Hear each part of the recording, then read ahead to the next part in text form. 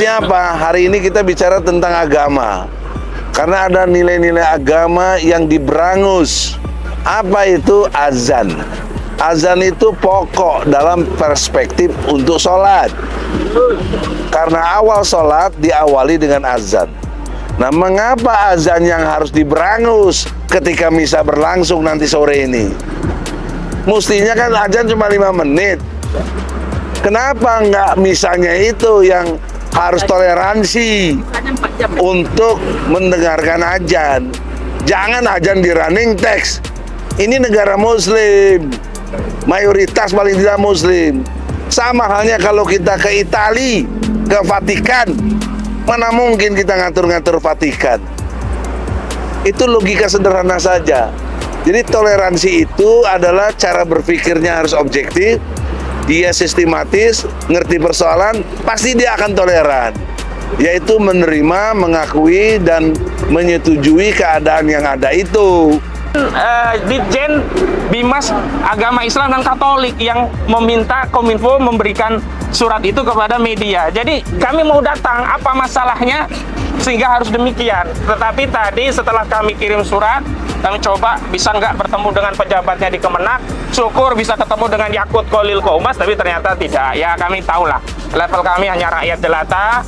Ya kami hanya bisa berkirim surat, tetapi dengan media yang ada ini kami ingin sampaikan apa yang menjadi aspirasi kami sehingga umat Islam bahkan bukan hanya di Indonesia, di seluruh dunia tahu kondisinya seperti ini.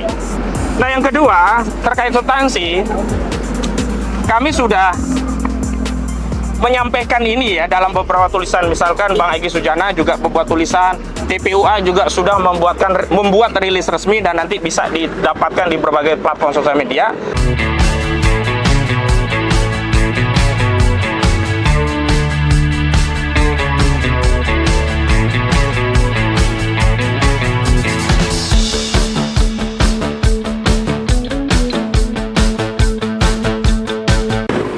A'udzubillahi minasyaitonirrajim. Muhammad Rasulullah walladzina ma'ahum asyidda walal kufar ruhama'u bainahum. Muhammad itu adalah utusan Allah dan bersikap keras kepada orang-orang kafir tapi berkasih sayang terhadap sesama muslim. Nah, ini ada dalam surat Al-Fat ayat 29. Dalam kesempatan ini toleransi itu sederhana saja, harus dibarengi dengan awalnya objektivitas. Jadi orang yang objektif artinya tidak memihak, artinya bersikap objektif, yaitu sikap yang betul-betul prudent karena pengetahuannya. Kedua, dia berlakunya sistematis, cara berpikirnya dan tindakan-tindakannya. Ketiga, baru bisa toleran. Nah, objektivitasnya apa? Hari ini kita bicara tentang agama. Karena ada nilai-nilai agama yang diberangus. Apa itu azan? Azan itu pokok dalam perspektif untuk sholat. Karena awal sholat diawali dengan azan. Nah, mengapa azan yang harus diberangus ketika misa berlangsung nanti sore ini? Mestinya kan azan cuma 5 menit. Kenapa nggak misalnya itu yang harus toleransi untuk mendengarkan azan? Jangan azan di running text. Ini negara muslim, mayoritas paling tidak muslim. Sama halnya kalau kita ke Itali, ke Vatikan, mana mungkin kita ngatur-ngatur Vatikan? Itu logika sederhana saja. Jadi toleransi itu adalah cara berpikirnya harus objektif, dia sistematis, ngerti persoalan, pasti dia akan toleran. Yaitu menerima, mengakui, dan menyetujui keadaan yang ada itu. Itu toleransi yang benar. Dan toleransi yang benar dalam Islam cukup satu surat saja, surat Al-Kafirun, yang ujungnya lakum dinukum waliyadin. Nah, jadi agamamu, saudara-saudaraku sebangsa setanah air yang Kristen, Anda begitu, kami yang Muslim, kami begini. Ya, engkau begitu, kami begini. Ya sudah, nggak usah jadi apa saya sembah apa yang kamu sembah, kamu nggak sembah juga apa yang kami sembah. Nah, itulah dari surat Al-Kafirun. Saya singkat aja begitu. Selanjutnya Ahmad Khosinuddin menyampaikannya. Baik, terima kasih Bang Egy Sujana. Bismillahirrahmanirrahim. Assalamualaikum warahmatullahi wabarakatuh. Pertama kami ingin sampaikan kepada seluruh umat Islam Indonesia, mudah-mudahan apa yang kami lakukan ini mewakili sikap batin daripada umat Islam yang hari ini tentu saja punya kesatuan pandangan seperti yang akan kami sampaikan, namun ada uzur. Nah, kami karena ada di jantung ibu kota, kami menyampaikan aspirasi ini dalam rangka untuk menggugurkan kewajiban dalam Islam, yakni amar ma'ruf nahi mungkar. Karena sabda baginda Nabi Muhammad SAW, beliau bersabda, man ra'a minkum mungkaron falyughayyirhu biyadihi, fa illam yastati' fa bi lisanihi, fa illam yastati' fa bi qalbihi, wa dzalika ad'aful iman. Bang Azam, silakan Bang. Jadi karena ada kemungkaran ya, jadi kami datang untuk menyeru kepada al khair, dakwah dalam kerangka untuk mengingatkan. Ya, ini kami datang ke kantor Kementerian Agama RI berkaitan dengan ada upaya pembungkaman azan, siar azan yang biasa kita dengar setiap maghrib di seluruh stasiun TV nasional, hanya karena dalihnya untuk menghormati misa. Semestinya yang harusnya menghormati itu misa, menghormati azan. Apalagi rangkaian agenda yang dilakukan oleh Paus Fransiskus itu dilakukan di negeri Indonesia, negeri terbesar kaum muslimin. Kalau memang benar ya pesan-pesan perdamaian dari keagamaan Paus itu untuk seluruh umat, termasuk bagi umat Islam, harusnya Paus yang toleran kepada umat Islam, tidak memaksakan ritual keagamaan di dalam agama Kristen, dalam hal ini Katolik, untuk ditonton oleh seluruh mayoritas penduduk negeri ini yang mayoritasnya Muslim. Mohon maaf kalau itu acaranya lelang amal, ya pesta pembagian santunan, mungkin masih oke lah. Ini misa. Misa itu sudah masuk kategori ritual ibadah, dan dalam konteks ritual ibadah itu berlaku kaidah lakum dinukum waliyadin. Nah, saya ingin tegaskan kenapa kita datang ke Kemenak dan akhirnya terpaksa terdampar hanya ada di halaman Kemenak. Jadi kita sudah ajukan permohonan audiensi dan sekaligus klarifikasi karena ada surat edaran dari Kominfo yang memberikan amar ya, perintah atau himbauan atau ya rujukan lah bagi TV nasional untuk melakukan dua hal. Yang pertama, melakukan siaran live terhadap agenda misa yang sore nanti dilakukan di GBK. Yang kedua, pada saat yang bersamaan saat agenda misa itu live, jadi syiar azan yang biasanya otomatis ditayangkan oleh stasiun TV setiap maghrib itu dihilangkan, diganti dengan running text. Nah, ternyata Kominfo itu sebelumnya juga mendapatkan surat dari Kemenak. Jadi bagian Ditjen Bimas Agama Islam dan Katolik yang meminta Kominfo memberikan surat itu kepada media. Jadi kami mau datang, apa masalahnya sehingga harus demikian. Tetapi tadi setelah kami kirim surat, kami coba bisa nggak bertemu dengan pejabatnya di Kemenak, syukur bisa ketemu dengan Yakut Kolil Koumas, tapi ternyata tidak. Ya kami tahulah, level kami hanya rakyat jelata, ya kami hanya bisa berkirim surat, tetapi dengan media yang ada ini kami ingin sampaikan apa yang menjadi aspirasi kami sehingga umat Islam bahkan bukan hanya di Indonesia, di seluruh dunia tahu kondisinya seperti ini. Nah, yang kedua terkait substansi, kami sudah menyampaikan ini ya dalam beberapa tulisan, misalkan Bang Egy Sujana juga membuat tulisan, TPUA juga sudah membuat rilis resmi dan nanti bisa didapatkan di berbagai platform sosial media, bahwa terus terang ya kami kecewa. Kami merasa di negeri yang mayoritas kok ada tirani gitu loh. Ini yang disebut tirani minoritas terhadap mayoritas. Semestinya kalau konteksnya toleransi, tamulah yang toleran kepada tuan rumah. Semestinya kalau dalam konteks ya misi perdamaian, ya harusnya tamu itu ya menjaga sikap batin agama dan keagamaan umat Islam yang mayoritas di negeri ini agar tidak terpantik.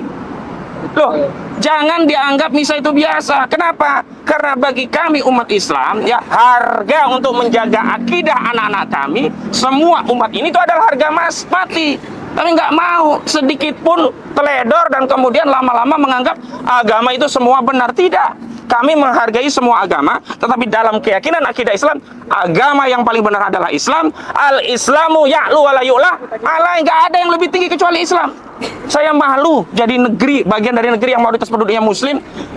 Ada paus tamu biasa saja, kok ini seperti kita ada imam besar datang di sedemikian rupa disambut, bahkan bikin acara di masjid dengan dalih ini kepemimpinan spiritual. Enggak begitu. Memang Rasulullah dulu ada orang kafir ditawan, boleh ditaruh masjid, waktu itu ditali ya di salah satu tiang masjid, dalam rangka apa? Biar mendengar Al-Quran, agar siapa tahu bisa ada hidayah masuk Islam. Jadi posisinya terhina itu yang dikencang di masjid tadi, tawanan. Bukan seperti ini, diterima gegap gempita, dimasukkan ke masjid, bicara dialog lintas iman, dialog lintas agama, pluralisme. Ini bahaya. Kenapa dalam Islam itu masalah akidah harga mati? Karena setiap orang yang akidahnya keluar dari Islam atau murtad, hukumannya dihukum mati. Karena itu bagi kami umat Islam, menjaga akidah umat kami, agama kami, itu harga mati. Ini yang harus dipahamkan oleh Kemenak. Ini Kementerian Agama atau Kementerian PKI ini. Harusnya Kementerian Agama itu menjaga akidah agama apapun.